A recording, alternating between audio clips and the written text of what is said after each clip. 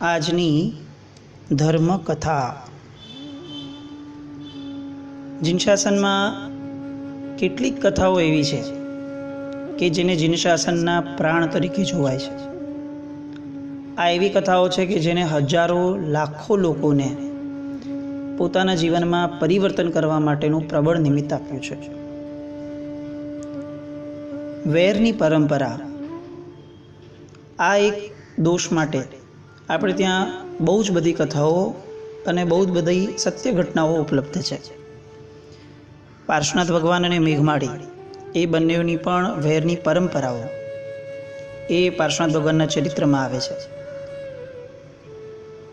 એક શિરમોર કથા કે જ્યાં આપણે વેરની પરંપરાને સમજવી હોય તો એની માટેનો રામબાણ ઇલાજ જેવી કોઈ કથા હોય તો એ કથા પ્રભુના શાસનમાં આવે છે અગ્નિશર્મા અને ગુણસેનની, જેને સમ્રાદિત્ય ચરિત્રના નામે આપણે ઓળખીએ છીએ। પૂજ્ય ભદ્રગુપ્તસુરી મહારાજ સાહેબ પ્રિયદર્શનનું લખેલું આ પુસ્તક, પૂજ્ય ભુવનભાનુસુરી મહારાજ સાહેબ દ્વારા પણ આ આખી કથાનું લખાયેલો પુસ્તકો, પૂજ્ય ભુવનભાનુસુરી મહારાજ સાહેબ એવું લખે છે કે આ કથા વાંચીને અગર તમને વૈરાગ્યનો પરિણામ નથી સ્પર્શતો તો ચોક્કસ તમારે ડૉક્ટર પાસે જઈ ચેક કરાવડાવવું જોઈએ કે તમને હૃદય છે કે નહીં। કારણ કે ગમે તેવા કઠોર હૃદયનો માણસને પણ આ બે કથાઓ અને આ બે બધાના વિપાકના પરિણામો જોઈ અને જો અરેરાટી ઉત્પન્ન નથી થતી તો કદાચ એ જીવ આગળ ધર્મ કરવાને હવે કેટલો લાયક હશે એ પ્રશ્ન। આવું પીકનું કોન્ફિડન્સ આવો જે કથામાંથી પૂજ્ય ભુવનભાનુસુરી મહારાજ સાહેબ આદિ મહાત્માઓને દેખાયો, આજે એ કથાને આપણે સ્પર્શવી છે। કદાચ એવું બની શકે કે આપણે આજના એક દિવસમાં એ કથા પૂરેપૂરી ન લઈ શકીએ તો આપણે કદાચ કાલે કન્ટિન્યુ કરીએ, પણ આ કથા જે જીનશાસનની શ્રેષ્ઠતમ કથાઓમાંની એક છે એ કથા તરફ આજે ગતિ કરીએ। કથા છે કથાના બે નાયકો અગ્નિશર્મા અને ગુણસેન। સૌથી પહેલો ભાવ જેમાં એ લોકો બે ભેગા થાય છે એ છે એક નગરનો કે જેની અંદર ગુણસેન એ પોતે રાજકુમાર છે અને અગ્નિશર્મા એ એક તાપસ છે। અગ્નિશર્માનો દેહ કર્મયોગે બહુ જ વિચિત્ર જન્મેલો, એના શરીરના અંગો કેટલાક વાંકા હતા, વામન હતા, હાઈટ નાની હતી અને શરીરેથી એવો બેડોળ હતા કે બાળકો માટે એમનો આ દેહ એ રમકડા જેવો હતો। ગુણસેન રાજકુમારને પોતાના સંસ્કારો અને બધું બહુ જબરદસ્ત પિતા તરફથી મળેલું, પણ એક બાળ સહજ પ્રવૃત્તિના કારણે અને સાથે પુરોહિતનો જે છોકરો એમની સાથે જોડાયો એના કારણે એ લોકો માટે હવે આ અગ્નિશર્મા નામનું રમકડું એ અતિશય એમની માટે વાલું બની ગયું અને વાર તહેવારે રોજ રમવા જવાનું, અગ્નિશર્માને ફૂટબોલના બોલની જેમ બનાવી અને ફંગોળવાનો। હવે બિચારો બ્રાહ્મણનો દીકરો એક તો, બીજું શરીરેથી પોતે બેડોળ જ એટલે કોઈને પણ પ્રિય જ ન બને, ત્રીજું અંગો એ રીતે બધા કુદરતે આપ્યા હતા કે કોઈને પણ મજાક કરવાનું સહેજે મન થઈ જાય અને બાળક છે, સાથે બાળકો છે એટલે એના કારણે આ તકલીફો રોજ અગ્નિશર્મા એનાથી પીડાય રોજ છે। એક દિવસ એને એવું થયું કે હવે તો આ નગરમાં રહેવા જેવું જ નથી અને એટલે એણે નગર છોડી દીધું, પણ છતાં પણ એના મગજની અંદર આ જે દુઃખ હતો, વસવસો હતો કે જે રાજકુમારે મારી સાથે કર્યું એ જરા પણ યોગ્ય નહોતું એ એના મનમાં રહ્યું।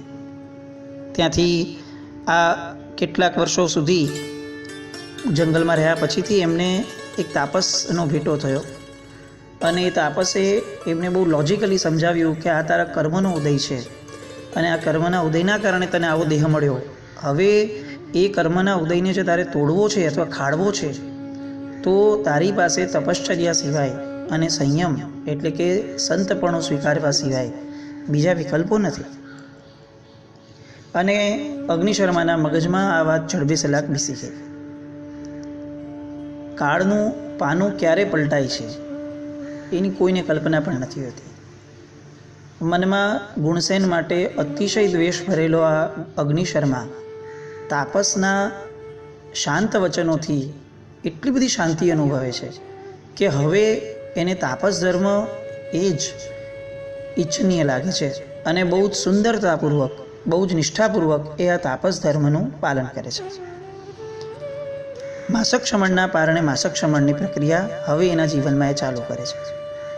તપ એ કર્મના તાપને બાળવાનું નિમિત્ત છે. આપણે ત્યાં પણ તપ ધર્મની કેટલીક વ્યાખ્યાઓમાંની એક વ્યાખ્યા, આમ તો ઈચ્છાનો નિરોધ એ તપ એ આપણે ત્યાંની વ્યાખ્યા કીધી, પણ આ કર્મના તાપને તપાવવાનું સાધન એ તપ, આવી એક વ્યાખ્યા. અગ્નિશર્મા આવું એક તપ કરે છે તાપસપણામાં રહીને. આ બાજુ ગુણસેન રાજા બની જાય છે અને રાજા બન્યા પછીથી હવે એને ખ્યાલ આવે છે એક મુનિરાજ આવી રીતે માસક શમણના પારણે માસક શમણ કરે છે, એટલે એને વિનંતી કરવા જાય છે. અને ત્યાં સુધીમાં અગ્નિશર્માનું શરીર તો બહુ સરસ થવા આવ્યું હોય છે તપના કારણે, તપની વૃદ્ધિના કારણે. ગુણસેનને ખ્યાલ આવે છે કે આ પોતે આમને આવી રીતે હેરાન કર્યા હતા અને એના કારણે એને પણ પશ્ચાતાપ થાય છે, પણ એનો પશ્ચાતાપ થોડો લિનિયન છે કારણ કે એની દ્રષ્ટિએ બાળ સહજ પ્રવૃત્તિ હતી. પણ અગ્નિશર્મા જેવું ગુણસેન રાજા આવે છે, એમને ઓળખે છે, પરિચયમાં આવે છે, એમને પહેલો વિકલ્પ થાય છે કે આ તો મારો વૈરી, પણ પછી તરત જ એના મનમાં પોતાનું તાપસપણું સ્પર્શાય છે કે ના ના, મારે કોણ વૈરી હોય, હું તો સંત છું.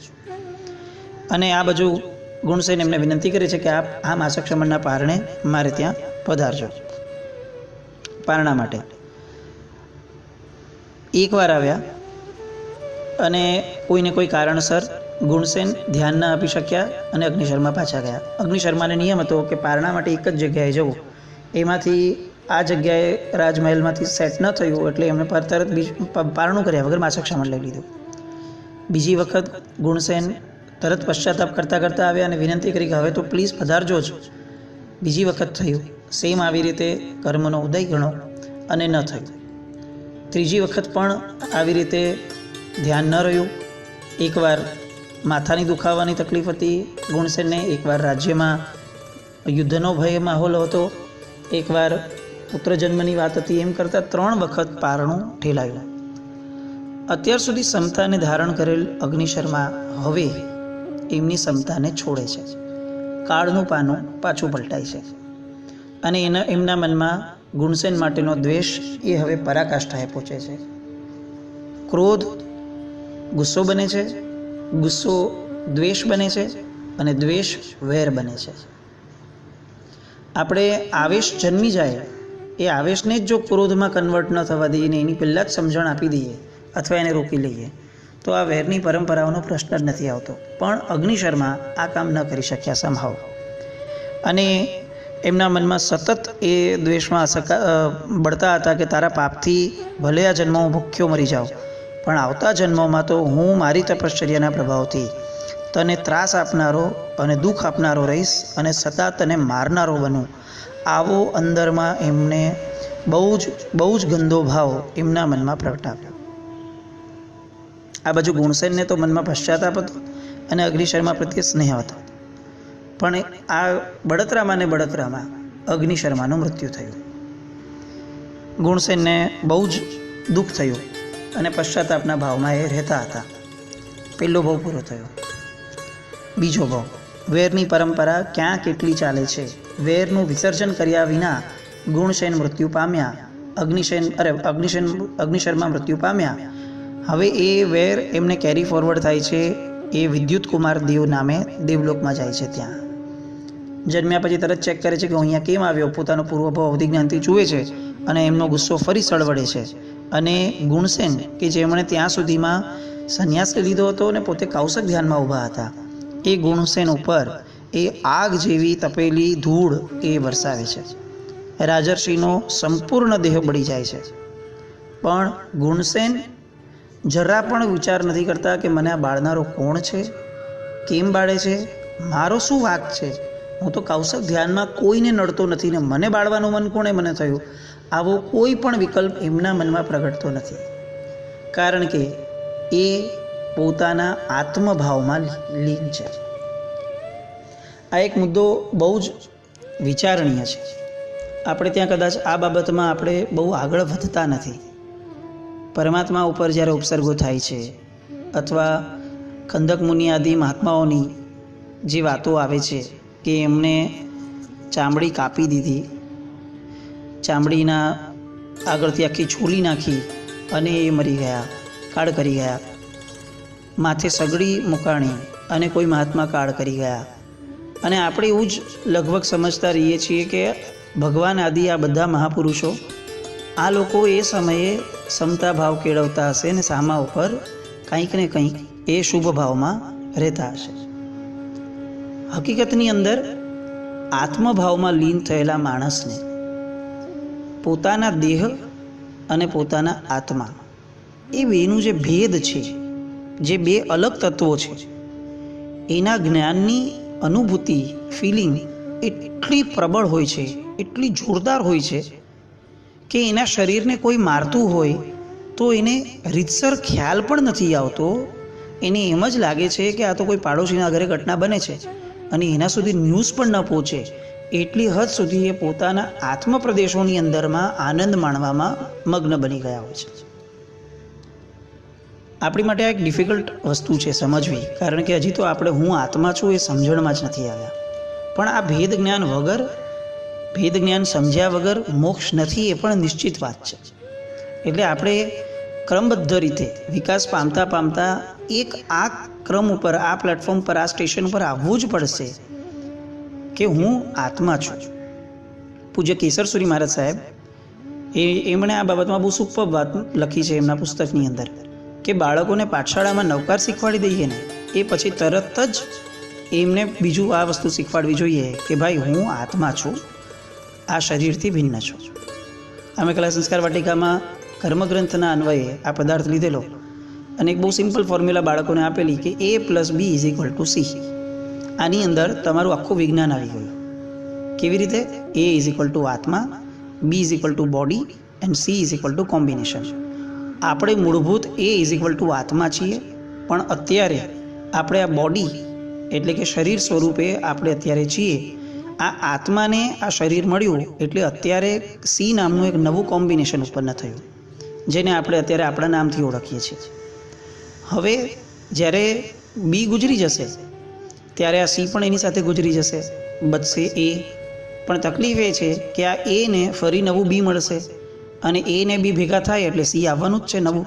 એટલે પાછું એક નવો જન્મ, નવું નામ, નવું આખું પ્રક્રિયા. આમ A+B=C ની પ્રક્રિયા અનંતકાળથી ચાલી જ રાખે છે. હવે જો એ તોડવી હોય તો આપણે સૌથી પહેલો ઘા એ કરવો પડે કે હું એ છું એ સમજવાનું ચાલુ કરવું પડશે. કારણ કે અત્યારે આપણી માન્યતા એ જ છે કે હું C જ છું અથવા હું B જ છું. આ બંને માન્યતા ખોટી છે.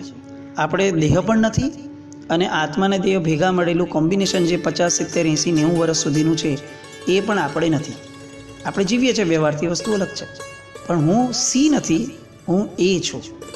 આ માન્યતા જેટલી ઘૂંટાશે એટલી આપણી અંદર આ દેહને આવતા કષ્ટો, આ દેહની આવતી તકલીફો અને આ કોમ્બિનેશનના કારણે જીવનમાં ઉત્પન્ન થતા સ્ટ્રેસ એ બધાથી આપણે બહુ ઇઝીલી દૂર થઈ જશું. ગુણસેનનો જીવ આવી રીતે એનાથી દૂર થયો. બીજો ભાવ થયો, બીજા ભાવની અંદર ગુણસેન રાજા સિંહ બને છે અને અગ્નિશર્માનો જીવ ત્યાંથી ચ્યવી અને રાજકુમાર આનંદ બને છે. ફોર્ચ્યુનેટલી કે અનફોર્ચ્યુનેટલી બંને પિતા પુત્ર બન્યા.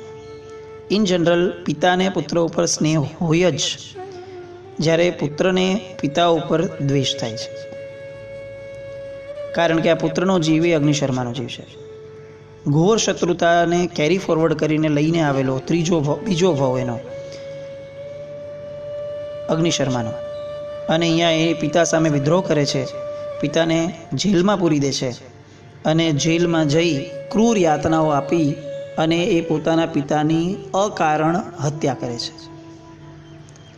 આ ભાવની વાતમાં પણ પ્રિયદર્શનજી લખે છે કે અગ્નિશર્માનો જીવ પોતે વિચારે છે કે મારા આ પિતાએ કોઈ કરતાં કોઈ મારી સાથે ખરાબ કામ કર્યું જ નથી મને હેરાન કરવાનું, પણ ખબર નહીં કેમ મને એમના પ્રત્યે ભયંકર વેર પ્રગટે છે અકારણ.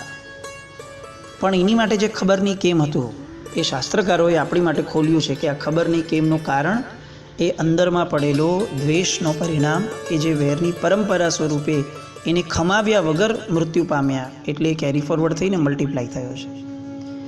આ થયો અગ્નિશર્માનો ત્રીજો ભવ, ગુણસેનનો બીજો ભવ. એની પછી ત્રીજી ભવની પરંપરામાં બંને માતા અને પુત્ર બને છે. કર્મસત્તા આપણા ભાવોને ક્યારે પણ છોડવા તૈયાર નથી. એનું પરિણામ આવ્યા વગર, એને ભોગવ્યા વગર ક્યારે પણ આપણને એમાંથી એક્ઝેમ્પશન મળતું જ નથી. બંને માતા પુત્ર બને છે. અગ્નિશર્માનો જીવ માતા બને છે અને ગુણસેનનો જીવ પુત્ર બને છે. માતાનું નામ છે જાલિની અને પુત્રનું નામ છે શિખીકુમાર. માતાને પુત્ર પ્રત્યે અકારણ વાત્સલ્ય પ્રગટે, એની જગ્યાએ અહીંયા અકારણ વેર પ્રગટે છે. એટલી હદ સુધી કે શિખીકુમાર નાનપણથી ધૂતકારેલા હોય છે. એની પછી એ દીક્ષા લે છે અને દીક્ષા લઈને મુનિ બન્યા પછીથી એમને માતા પ્રત્યે સદભાવ પ્રગટે છે. એટલે એમને ત્યાં હવેલીમાં ભિક્ષા માટે જાય છે. પણ હવે દીક્ષા લઈ લીધી છે, મને કંઈ જ નડતો નથી, કોઈ જાતનો મારા પ્રત્યે એણે કોઈને અપલાપ કર્યો નથી. તેમ છતાં પણ જાલિની, જે અગ્નિશર્માનો જીવ છે, એ પૂર્વભવના વેરથી જાણી જોઈ અને અન્નની અંદર ઝેર મિક્સ કરાવડાવી અને શિખીકુમાર જે મુનિ હતા એનું જાલિનીના હાથે મૃત્યુ થાય છે. અને છતાં પણ શિખીકુમાર આ જાણમાં આવવા છતાં પણ આ ભવમાં પણ અગ્નિશર્મા પ્રત્યે સંપૂર્ણ મૈત્રી ભાવવાળા રહે છે. અને ત્યાંથી ચવી અને ચોથા ભવમાં હવે બંને પતિ પત્ની બને છે. ગુણસેનના જીવે શરૂઆતમાં નાનપણમાં રાજકુમાર ગુણસેને જે ભૂલો કરી એ પછીથી એક પણ વાર મૈત્રીના ભાવ સિવાયના કોઈ ભાવમાં રહ્યા નથી. અને અગ્નિશર્માનો જીવ વચ્ચેનો એમનો સંતપણાનો ગેપ છોડી દઈએ તો સતત વેરની પરંપરામાં રહ્યા. ગુણસેન ચોખ્ખો હોવા છતાં એણે ભોગવવો પડ્યો. ગુણસેને એક પણ ભાવમાં એમના પ્રત્યે મરવા છતાં પણ વેર ન પ્રગટ કર્યો હોવા છતાં એમણે ભોગવવું પડે છે. શા માટે? બહુ સહજપણે પ્રશ્ન થાય. આપણે આજે આ 4 ભવની પરંપરા સુધી રાખીએ. આ પ્રશ્નને આજે હોમવર્ક તરીકે આપણે વિચારીએ કે ગુણસેનના જીવે બધું જ સંભાવે લીધા છતાં પણ કેમ દરેક ભવમાં એને ભોગવવું પડે. આ પ્રશ્નને ફરી આપણે કાલે સ્વાધ્યાય સ્વરૂપે લઈએ. આવતીકાલે બાકીના જે ભવો છે એને આપણે સ્પર્શવાનો પ્રયત્ન કરી, પણ આ પરંપરાઓ સાંભળી અને મનમાં એ ભાવ પ્રગટાવવો જ છે કે આ લોકડાઉનના સમયમાં ફ્રી સમયને આપણે ક્યાં વાપરવો? તો કે આપણે અહીંયા સંવત્સરી સમજી રોજ અને આ વાપરવું કે બેસી અને પેન પેપર લઈએ, લિસ્ટ કરીએ કે આપણા જીવનમાં કોને કોને મનથી આપણે વૈરી ગણ્યા છે. એને કદાચ ખબર જ નથી, પણ મને ખબર છે કે મને એના પ્રત્યે અસદભાવ છે, મને એના પ્રત્યે અસમાધિ થઈ છે, મને એના પ્રત્યે કુવિકલ્પ જન્મ્યા છે. તો એટલીસ્ટ આ લોકડાઉનના સમયમાં એને મનથી ખમાવવાનો પ્રયત્ન ચાલુ કરીએ. કારણ કે જો ખમાવશું નહીં અને આપણે ઉપડી ગયા તો ભવાંતરમાં વેરની પરંપરાઓ સર્જાશે. આવો ગુણસેન અને અગ્નિશર્માના દ્રષ્ટાંતને આદર્શ બનાવી આત્મભાવમાં લીન થવાનો પ્રયત્ન કરીએ. હું બી નથી, સી નથી, હું એ છું, એની પ્રતીતિ, એની અનુભૂતિ કરવાનો પ્રયત્ન કરીએ અને વેરની ગાંઠ જે આત્મા પર લાગી છે એને કાઢવાના પ્રયત્નમાં અગ્રેસર બનીએ. પ્રણામ.